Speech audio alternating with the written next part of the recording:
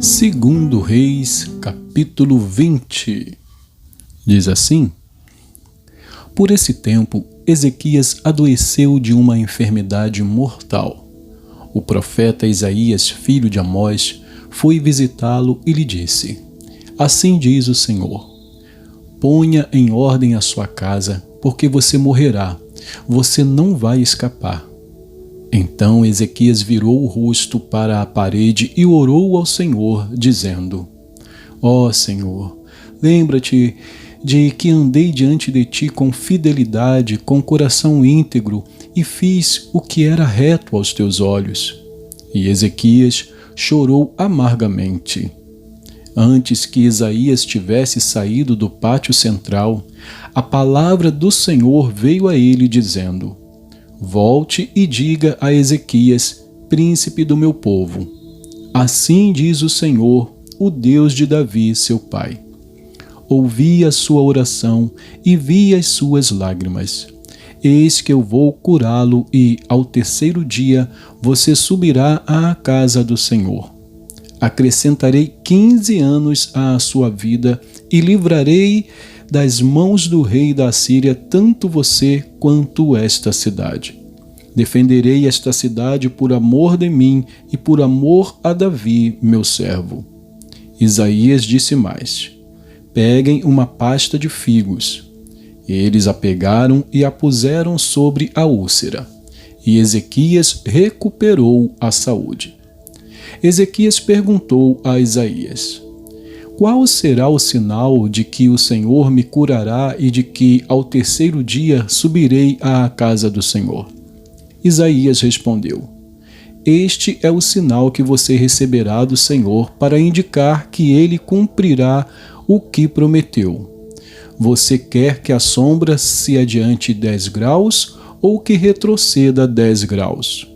Ezequias respondeu: É fácil a sombra adiantar 10 graus, mas que não seja assim, pelo contrário, que ela retroceda 10 graus. Então o profeta Isaías clamou ao Senhor, e ele fez retroceder 10 graus a sombra lançada pelo sol declinante no relógio de Acaz. Nesse tempo, Merodach-Baladã, filho de Baladã, rei da Babilônia, enviou cartas e um presente a Ezequias, porque soube que ele havia estado doente. Ezequias recebeu bem os mensageiros e lhes mostrou toda a casa do seu tesouro, a prata, o ouro, as especiarias, os óleos finos, o seu arsenal e tudo o que havia nos seus tesouros. Não houve nada em seu palácio nem em todo o seu domínio que Ezequias não lhes mostrasse. Então o profeta Isaías foi falar com o rei Ezequias e lhe disse: Que foi que aqueles homens disseram e de onde vieram? Ezequias respondeu: Vieram de uma terra distante, da Babilônia. Isaías perguntou: O que eles viram no seu palácio? Ezequias respondeu: Viram tudo o que há em meu palácio. Não houve nada nos meus tesouros que eu não lhes mostrasse. Então Isaías disse a Ezequias: Ouça a palavra do Senhor. Eis que virão dias em que tudo o que houver no seu palácio, isto é, tudo o que os seus pais ajuntaram até o dia de hoje, será levado para a Babilônia. Não ficará coisa alguma, diz o Senhor. Alguns dos seus próprios filhos, gerados por você, serão levados para que sejam eunucos no palácio do rei da Babilônia. Então Ezequias disse a Isaías: Boa é a palavra do Senhor que você falou. Pois ele pensava assim: enquanto eu viver, haverá paz e segurança. Quanto aos demais atos de Ezequias, a todo o seu poder, como fez o tanque e o aqueduto e trouxe água para dentro da cidade, não está tudo escrito no livro da história dos reis de Judá? Ezequias morreu e Manassés, seu filho, reinou em seu lugar. Capítulo 21. Manassés tinha 12 anos de idade quando começou a reinar e reinou 55 anos em Jerusalém. A mãe dele se chamava Efizibá. Fez o que era mal aos olhos do Senhor, segundo as coisas abomináveis das nações que o Senhor havia expulsado de diante dos filhos de Israel. Pois reconstruiu os lugares altos que Ezequias, seu pai, havia destruído, levantou altares a Baal, fez um poste da deusa Azerá como o que Acabe, rei de Israel, havia feito, prostrou-se diante de todo o exército dos céus e o serviu. Edificou altares na casa do Senhor, a respeito do qual o Senhor tinha dito: em Jerusalém porei o meu nome. Também edificou altares a todo o exército dos céus nos 2 átrios da casa do Senhor. E queimou o seu filho em sacrifício, adivinhava pelas nuvens, era agoureiro e tratava com médiuns e feiticeiros. Fazia continuamente o que era mal aos olhos do Senhor para o provocar à ira.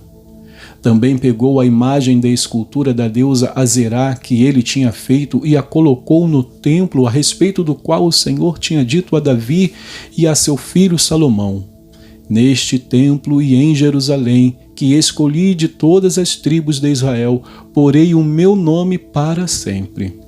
E não farei com que os pés de Israel andem errantes, longe da terra que dei aos seus pais, desde que eles tenham o cuidado de fazer segundo tudo o que lhes tenho mandado e conforme toda a lei que Moisés, meu servo, lhes ordenou. Eles, porém, não ouviram.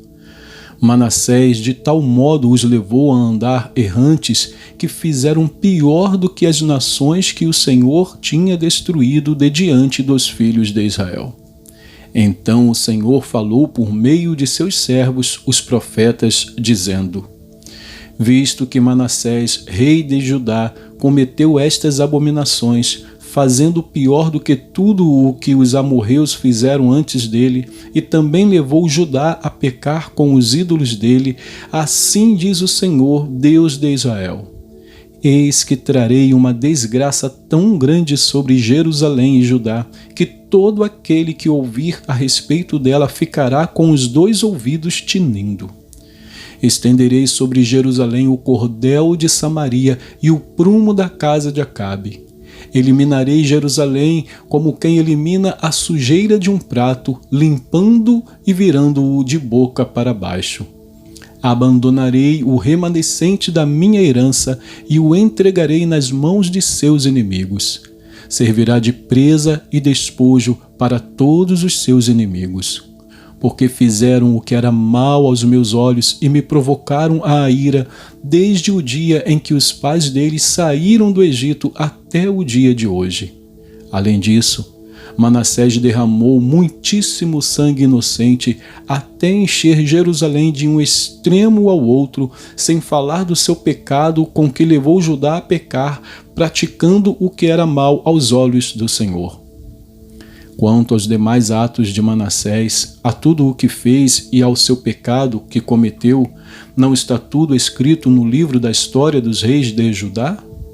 Manassés morreu e foi sepultado no jardim da sua própria casa, no jardim de Uzá, e Amon, seu filho, reinou em seu lugar. Amon tinha 22 anos de idade quando começou a reinar e reinou 2 anos em Jerusalém. A mãe dele se chamava Mesulemete e era filha de Aruz de Jotbá. Amon fez o que era mal aos olhos do Senhor, como Manassés, seu pai, havia feito. Andou em todo o caminho em que o pai dele tinha andado, serviu os ídolos a que o pai dele havia servido e os adorou. Assim, ele abandonou o Senhor, Deus de seus pais, e não andou no caminho do Senhor. Os servos do rei Amon conspiraram contra ele e o mataram em sua própria casa. Porém, o povo daquela terra matou todos os que conspiraram contra o rei Amon e proclamou Josias, filho de Amon, rei em seu lugar. Quanto aos demais atos de Amon e a tudo o que fez, não está tudo escrito no livro da história dos reis de Judá?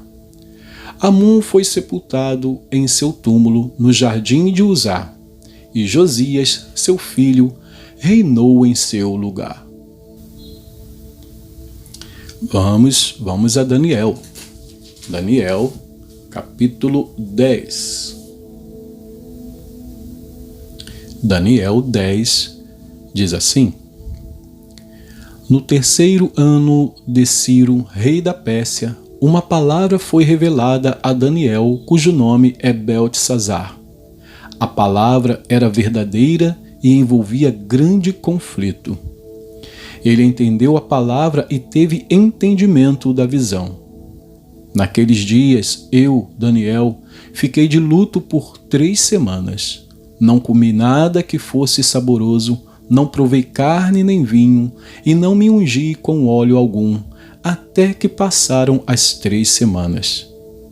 No dia 24 do primeiro mês, estando eu na margem do rio Tigre, levantei os olhos e vi um homem vestido de linho, com um cinto de ouro puro de Ufaz na cintura. O seu corpo era como o berilo, o seu rosto parecia um relâmpago, os seus olhos eram como tochas de fogo, os seus braços e os seus pés brilhavam como bronze polido, e a voz das suas palavras era como o barulho de uma multidão. Só eu, Daniel, tive aquela visão. Os homens que estavam comigo nada viram, mas ficaram com muito medo, fugiram e se esconderam. Assim, fiquei sozinho e contemplei esta grande visão, e não restou força em mim. O meu rosto mudou de cor e se desfigurou, e perdi as forças. Contudo, ouvi a voz das suas palavras, e, ouvindo essa voz, caí sem sentidos, com o rosto em terra. Eis que a mão de alguém tocou em mim e me ajudou a ficar de joelhos, apoiado nas palmas das mãos. Ele me disse: Daniel, homem muito amado, esteja atento às palavras que vou lhe dizer. Fique em pé, porque fui enviado para falar com você. Enquanto ele falava comigo, eu me pus em pé, tremendo. Então ele me disse: Não tenha medo, Daniel, porque as suas palavras foram ouvidas desde o primeiro dia em que você dispôs o coração a compreender e a se humilhar na presença do seu Deus. Foi por causa dessas suas palavras que eu vim.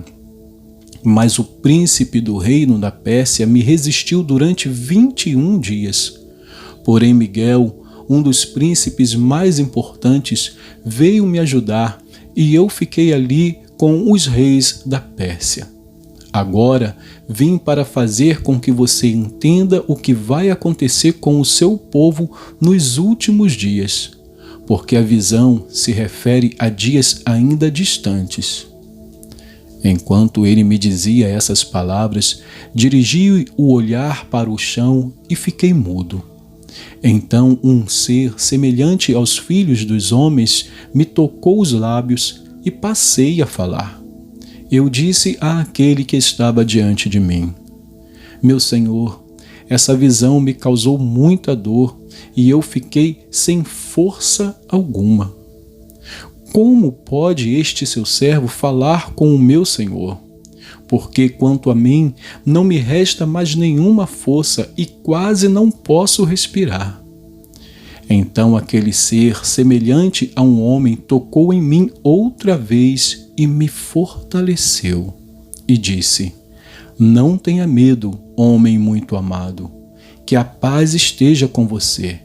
Anime-se, sim, anime-se. Enquanto ele falava comigo, fiquei fortalecido e disse: Fale agora, meu Senhor, pois as suas palavras me fortaleceram. E ele disse: Você sabe por que eu vim? Agora voltarei a lutar contra o príncipe da Pérsia. Quando eu sair, eis que virá o príncipe da Grécia. Mas eu direi a você o que está expresso no livro da verdade. E na minha luta contra eles, não há ninguém que esteja ao meu lado, a não ser Miguel, o príncipe de vocês. E que Deus abençoe a porção da sua palavra.